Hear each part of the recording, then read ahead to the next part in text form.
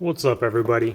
So today in this video I'm going to show you how to seal your spare tire well from moisture or clean out the rust.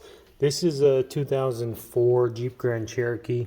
I don't really know how many cars have a spare tire well like this, but over time, if you live in the Rust Belt, the rust from underneath starts to get to the actual spare tire well. And if you get to it in time, you can stop it from rusting through, and you can stop the moisture and everything from coming in. The original spare tire that I had in here was so rusty because there was so much moisture. But after I did this job, I've had this spare tire in there for months, and it's been hectic winter. It's been really bad.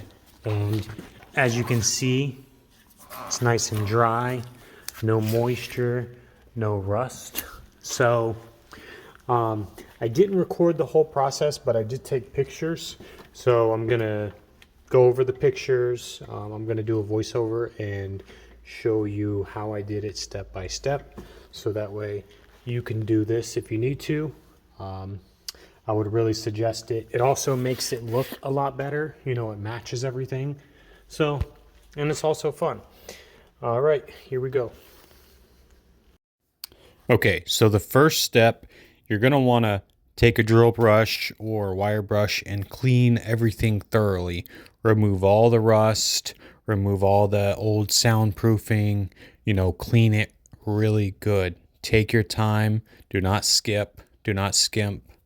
And then you're going to want to take a vacuum and vacuum that all out and clean it up and get ready for the next step. Now that all the debris and rust scale is removed, you're going to want to take POR 15 degreaser or just regular degreaser and clean the entire area. Use a scrub brush, scrub it in, clean it really good. Make sure all the oils or whatever was left behind is completely removed. And then you're going to want to rinse it and let it dry. Now in this next step, we're going to be using POR 15 metal prep. Now what you want to do is get a little squirt bottle and keep the entire area that you're working on wet for 10 to 15 minutes. Just keep spraying it. It's going to dry up. Keep spraying it. Keep it wet. And then you're going to want to spray it off with water. Get it clean, make sure all that's removed, and then let it dry, and it's going to have this whitish look to it, kind of a whitish tint / film, and that's what you're looking for, and that means you're ready for the next step. Now that everything is rinsed and dried, we're going to start painting. Now on this step, I'm going to do a couple of coats, and we're going to be using the regular black POR 15 paint, and we're going to be putting this as our base.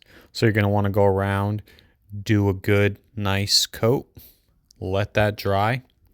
Well, actually, you don't want to let it dry almost dry to where you could see your fingerprint. And then you're going to want to do another coat and make sure the entire area is covered good enough to what you want. And then after that, we're going to get ready to apply the POR 15 rubberized undercoating, which is a great sound barrier, moisture barrier. It's really nice, especially for a spare tire well like this. One thing I'd like to mention is this POR 15 paint is very messy and it's very hard to get off your skin. So make sure you wear gloves. Make sure you're really careful. Make sure you cover anything that you do not want getting ruined or messed up with this paint.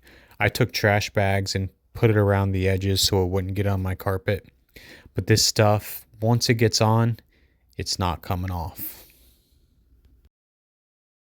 This is what my final coat looks like before applying the rubberized POR 15 undercoating. This rubberized undercoating is a lot better in my opinion than others because it's not peelable. It goes on really hard and it's very durable. It's very tough. So, it's really good for places like this in a spare tire well, or even under your car, honestly.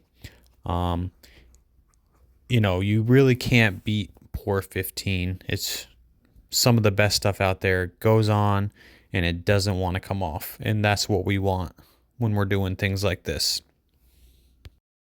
Here's the part number in case you need it.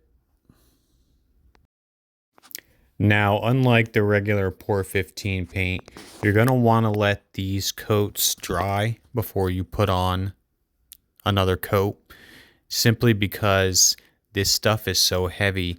If you put on a second coat while the first coat is still wet, it'll, you know, kind of droop down, you know, and you'll see it. You can look on the sides and you can kind of see how it looks a little weird, and that's because I applied coat after coat when they were wet. Overall, I'm very satisfied with Pour 15 and the products that they supply us with. I've used it obviously on this. I've undercoated the entire bottom of my Jeep and it seems to be holding up well. I've painted the spare tire wells, which get slung and hit with ice and salt and dirt on a daily basis. So, you know, I definitely give this a 9 out of a 10, maybe even close to a 10, but you have to make sure you do it how you're supposed to. Take your time. Don't skip any steps, because if you do, it's not going to hold right, and that's no one's fault but yours. I really appreciate you watching. Thank you, and please consider subscribing if you've learned something from this, and I will be posting many more videos, how-tos, and things like this in the future. Thank you for your time. Have a good one.